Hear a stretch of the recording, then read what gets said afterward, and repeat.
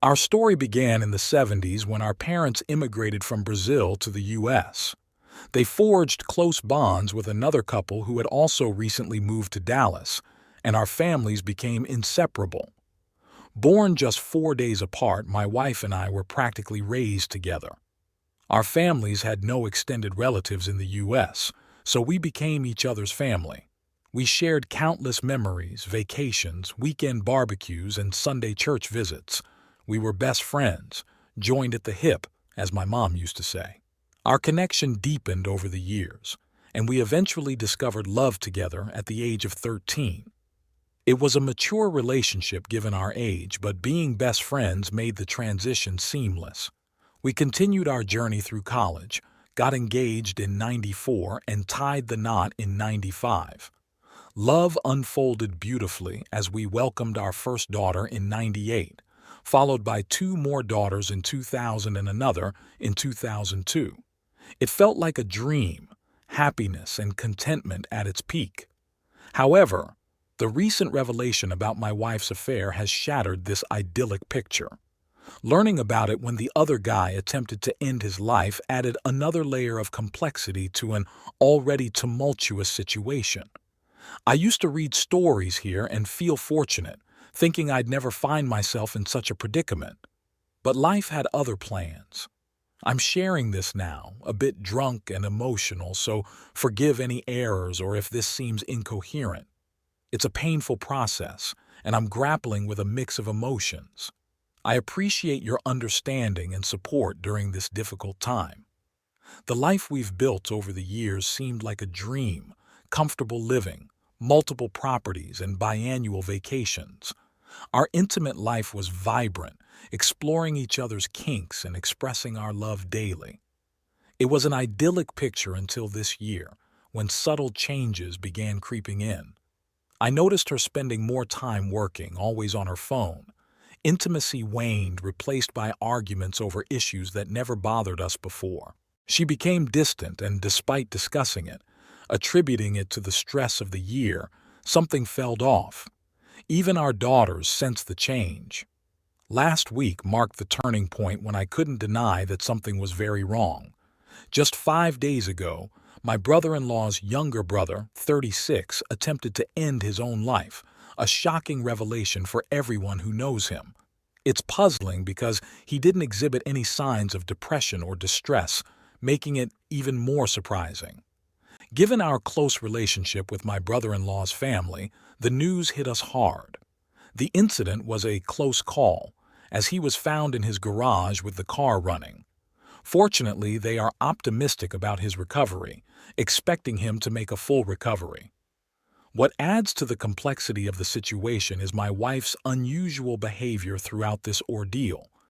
She has been experiencing constant mood swings and has been visibly affected, crying all the time. While it's understandable that we are all saddened by what transpired, her reaction seems more intense than expected. 3 days ago, my brother-in-law revealed the shocking details of his brother's suicide attempt. It turns out my wife and his younger brother, who was 17 years my junior, had been involved in an affair for almost 11 months.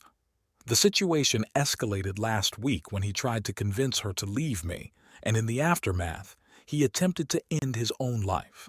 Confronting my wife with this revelation was a moment I never saw coming.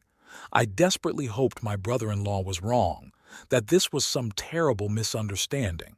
Yet, she confessed through tears, admitting to the affair and calling it a midlife crisis. She insisted there was nothing wrong with our relationship and that she still loved me. I accepted the revelation, and the emotions overwhelmed me to the point of nearly having a panic attack.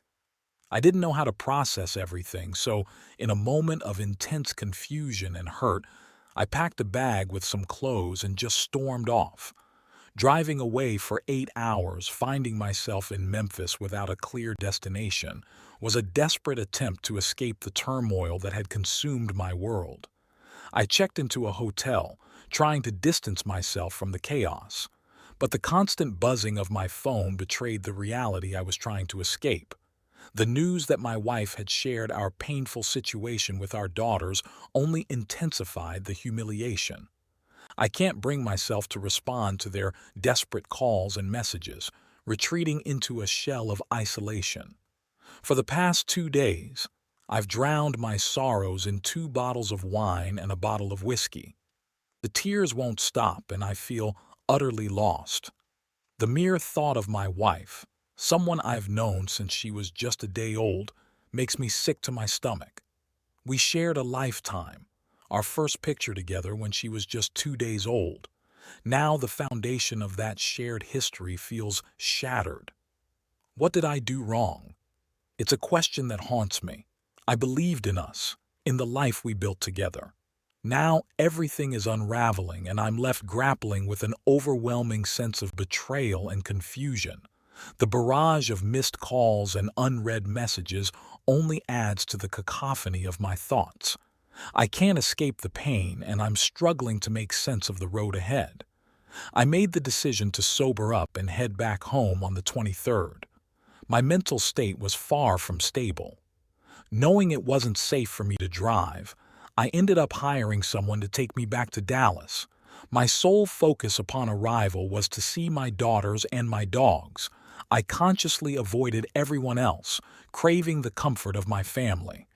I specifically asked my youngest, Emily, to let my wife know that I wasn't ready to see her. Unfortunately, she chose to stay with her parents during that period. To provide some context, my daughters have always been my shadows, especially the twins, Amanda and Amelia and Emily. However, Sarah, the oldest, had gradually distanced herself as she entered her late teens. Despite numerous attempts to bridge the gap, she kept me at arm's length, growing closer to her mother instead. Upon returning home, I immediately informed my daughters of my arrival and sought solace with my dogs. Soon after, they joined me, and the emotions overflowed. We talked for hours, tears were shed, and we embraced each other.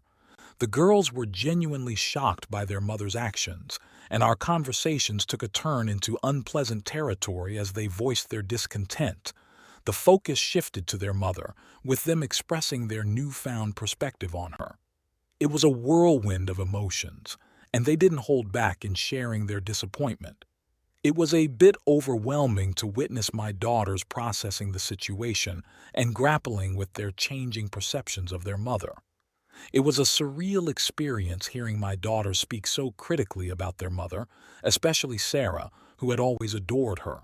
Under normal circumstances, I wouldn't have allowed such conversations about her, but the circumstances were far from normal. Despite the discomfort, we ordered dinner, shared a meal, and even managed to share some laughter. To cope with the overwhelming emotions, I decided to have a few drinks before heading to bed, perhaps a bit more than I should have. In the middle of the night, I was startled awake by Sarah. She explained that she was struggling to sleep and asked if she could share the bed with me.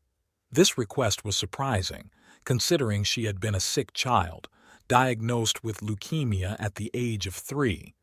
She had difficulty sleeping alone until almost 8, often finding comfort with her head on my chest. As she nestled beside me, it felt like a flashback to her childhood. However, the tranquility was short-lived. Sarah began crying on the verge of a panic attack, mumbling words in Portuguese, a family habit inherited from my parents. It became apparent that she was overwhelmed with guilt, expressing that it was all her fault and apologizing for what had happened. Eventually, the others woke up, and I was able to calm Sarah down. As the night unfolded, the conversation resumed. It was a cathartic exchange where emotions ran high, and my daughters opened up about their perspectives, feelings, and the impact of recent events on their lives. The language might have been Portuguese, but the emotions were universal.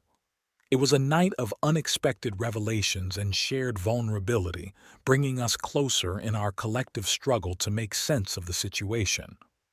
The night unfolded with a revelation that shook the foundation of my understanding. 7 months ago, Amelia discovered a painful truth when she returned home early one day. My wife and my brother-in-law's brother were engaged in an affair. The news quickly spread through our daughters, from Amelia to Amanda, then Emily, and finally Sarah. The sisters, bound by a shared inability to keep secrets, were burdened with this painful knowledge. Sarah confronted my wife, who, instead of admitting fault, offered a string of excuses. In the end, my wife made promises to Sarah, pledging to stop the affair and begging her not to disclose the truth to me. Despite the betrayal, Sarah managed to persuade her sisters to keep the secret, a heavy burden they carried with them. To compound matters, my wife's lack of discretion continued. 2 months after Amelia's discovery, Emily stumbled upon them in my wife's car, triggering the same cycle of pleas and promises. Once again, the girls kept silent, and the truth remained concealed.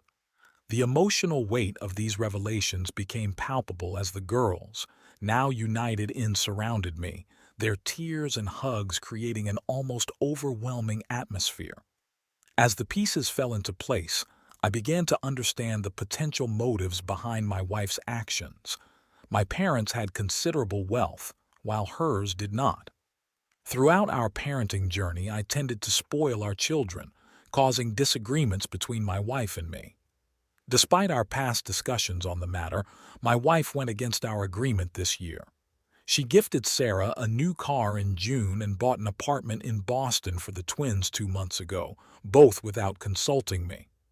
It wasn't about the money. It was about her unilaterally making decisions that went against our agreements. Fights ensued, but her excuse remained constant. 2020 had been a tough year for our daughters.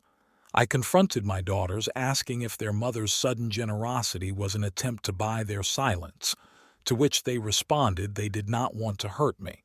I lost my temper, and in a moment of frustration, I harshly told my daughters to get out of the house. I packed my things, took my dogs, and drove to my ranch outside the city. I was far from sober, but somehow, against the odds, I made it safely. Alone in the midst of the holidays, I found an unlikely companion, my new best friend, a bottle of Blue Label. We bonded through the tears and the mess that was my life. The next 5 days were a blur of emotions, and I cried more than I thought possible. The only constant that kept me sane was the presence of my loyal dogs. Lost and unsure of what to do next, I kept asking myself what I wanted. The only answer that crossed my mind was visiting my parents. My mom passed away in 2013, a victim of a drunk driver, and my dad succumbed to lung cancer just 4 months later. I buried them in the city where they wanted to rest. Feeling the need to connect with them, I used my Brazilian citizenship, took a COVID test, which thankfully came back negative, bought a ticket, and 13 hours later, I arrived in Brazil. 8 hours after that, I reached the small city where my parents are buried, less than 20,000 inhabitants. On New Year's Eve, I spent the night drinking scotch with my parents. It was an unusual way to usher in the new year, and I could almost feel my dad's disappointment from beyond the grave, an unexpectedly eerie experience. I miss him.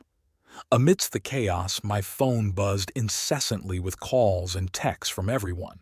Frustrated, I made a decision. I stopped recharging my phone. I needed a break from the constant stream of communication to process my thoughts and figure out what comes next. I went back to my city and contacted a divorce lawyer. I have also changed my will. I cannot live with the fact that my daughters knew and did not tell me. It took a few months and a lot of willpower to stay away from alcohol. I wanted to turn a new leaf in my life. My divorce was settled, and the whole family that I knew tried their best to stop the divorce and asked me to reconsider. I guess I tried harder than everyone else. I did not speak to my wife after that fateful night, no, even in our negotiations. My lawyers did all the talking. I have moved to a different city and have started working here. I cannot live in the same town as my previous family. My daughters call occasionally and apologize for their actions, but I change the topic. I have informed that after my passing, my inheritance goes to a charity, not them. They were upset, but they knew. There is no way I would listen to them. I still have my dogs with me. I guess that is the only source of unconditional love for me.